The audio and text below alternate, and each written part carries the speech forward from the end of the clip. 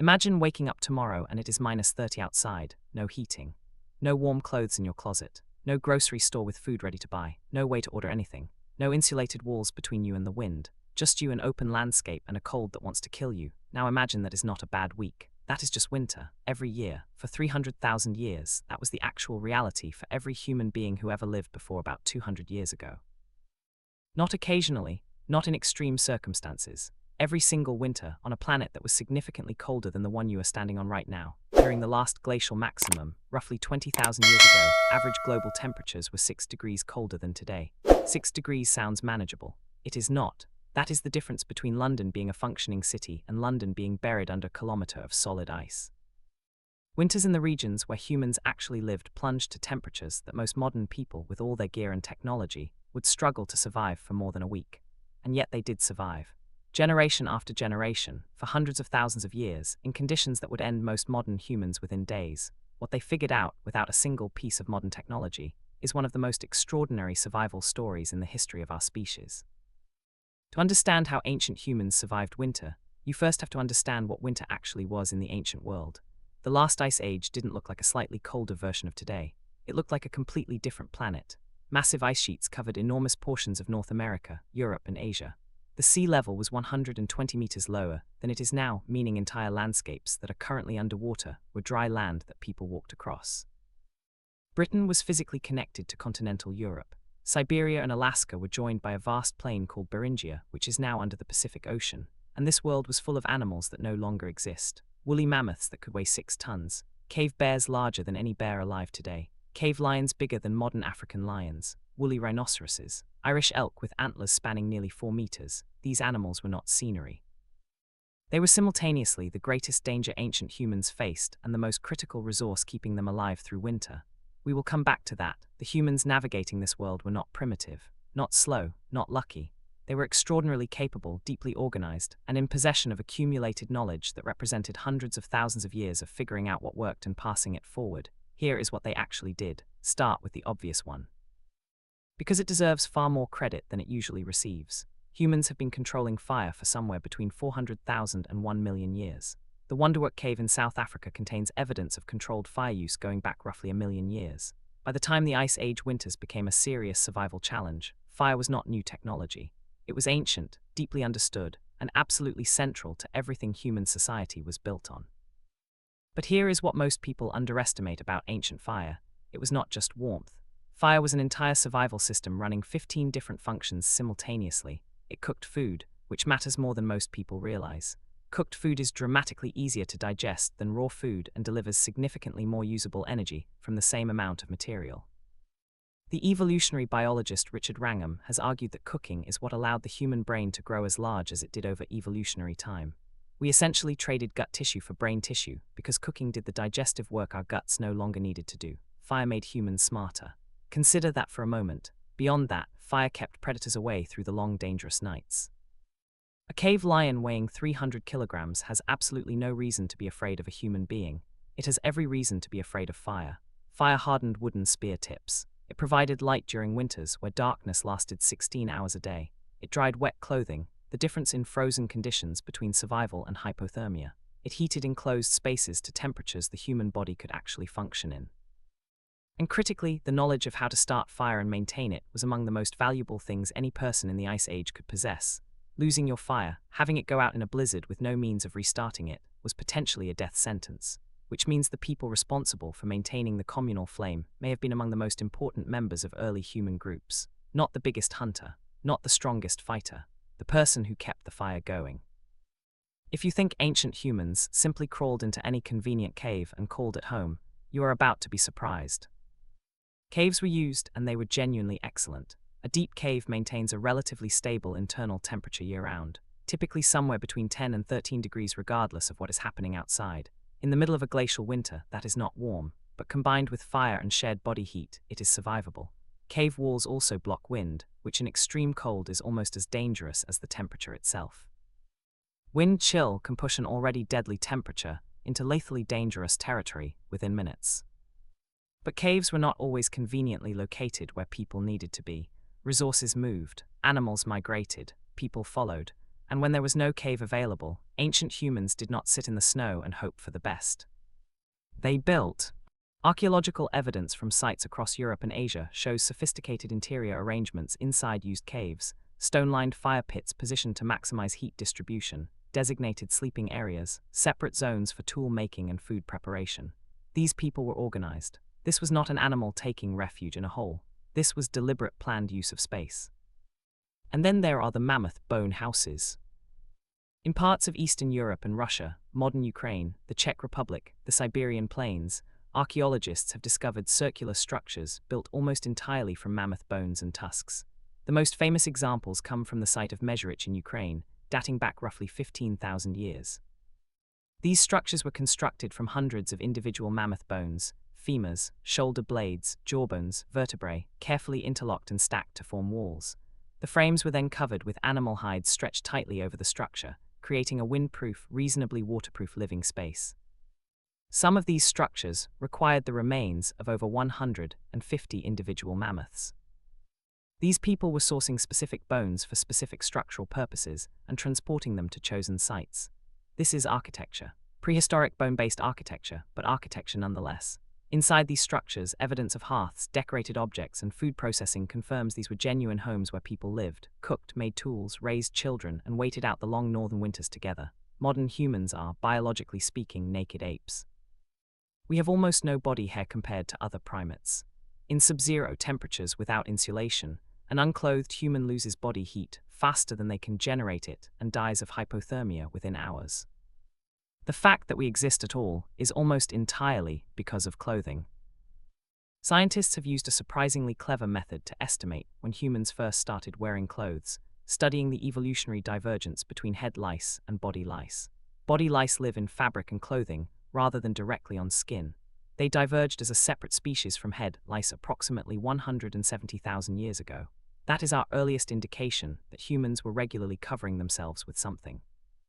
But simple covering evolved rapidly into something far more sophisticated. Sunghyr burial site in Russia, dating to approximately 34,000 years ago, provides the most vivid evidence we have of Ice Age clothing. 2 children buried there were interred with thousands of individually carved ivory beads that had been sewn into their garments. The reconstruction of those garments by researchers reveals a layered system, a close-fitting inner layer for moisture management, a middle insulating layer for warmth, and an outer layer of tougher hide for wind and water resistance. Hoods. Trousers, boots. This is almost exactly the layered clothing system recommended by modern mountaineering guides. They arrived at this system 34,000 years ago through pure empirical trial and error. Generations of people who got it wrong died. Generations who got it right survived and passed the knowledge forward. Here is something your body does not advertise clearly until you are already in serious trouble. Staying warm in genuine cold burns an enormous number of calories. Your metabolic rate in extreme cold can increase by 50% or more as your body desperately tries to maintain core temperature. If you are also physically active, hunting, building, gathering firewood, the caloric demands become staggering. In an Ice Age winter, if you were not eating enough, you did not gradually feel tired and chilly. You became hypothermic, your thinking slowed, your coordination deteriorated, you died often quickly. Fat was the supreme currency of Ice Age nutrition, not protein, not carbohydrates, fat, because fat is the most calorie-dense macronutrient, more than twice the energy per gram of either alternative, and it is precisely what the body burns to generate heat. This is why the woolly mammoth was so critical to human survival. A mature mammoth could weigh up to 6 tons. A significant proportion of that mass was fat insulating deposits under the thick hide, fat marbling throughout the muscle tissue. A single adult mammoth could theoretically provide somewhere in the region of 500,000 calories, enough to sustain a group of 25 people for several weeks. But hunting a mammoth was not simple. These were animals that could weigh 6 times more than a modern car, with tusks capable of impaling a human being, and the intelligence to defend themselves effectively. The strategies involved driving animals into boggy ground, ambushes at river crossings, coordinated group hunts using fire and noise to direct panicked animals toward prepared kill sites. And then came the question of storage. How do you keep 500,000 calories of meat when you have no refrigerator? You use the fact that the world is a refrigerator.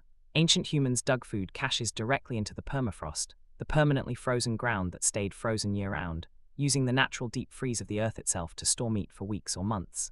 This was not accidental. It was deliberate, sophisticated food preservation. Evidence of exactly this practice has been found at multiple Siberian and Eastern European archaeological sites.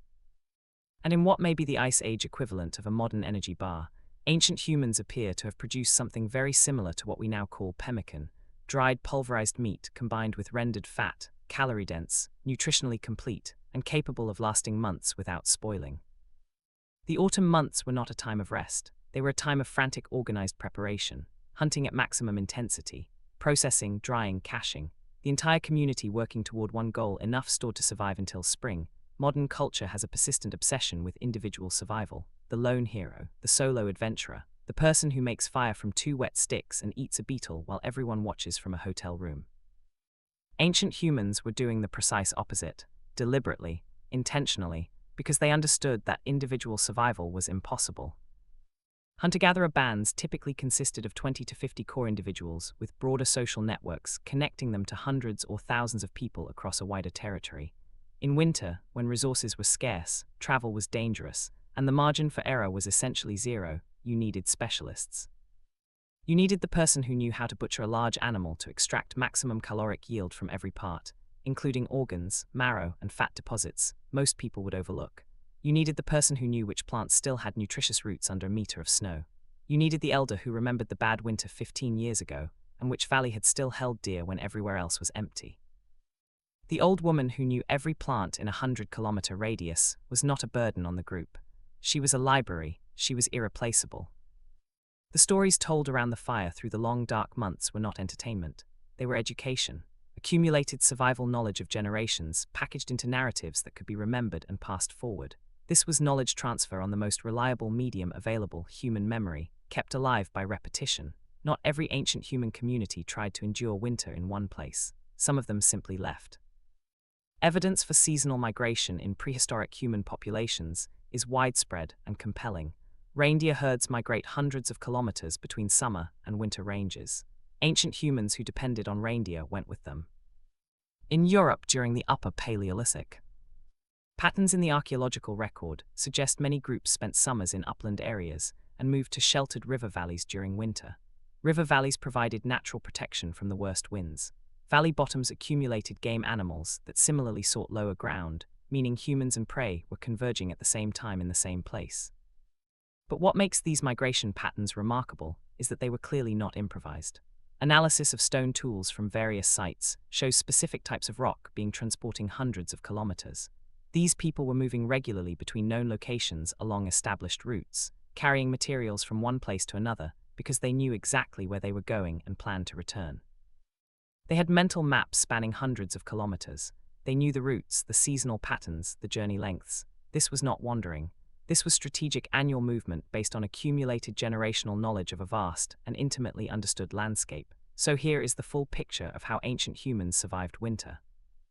They maintained fire for hundreds of thousands of years, understanding not just its warmth but its full range of functions: cooking, protection, tool-making, social bonding.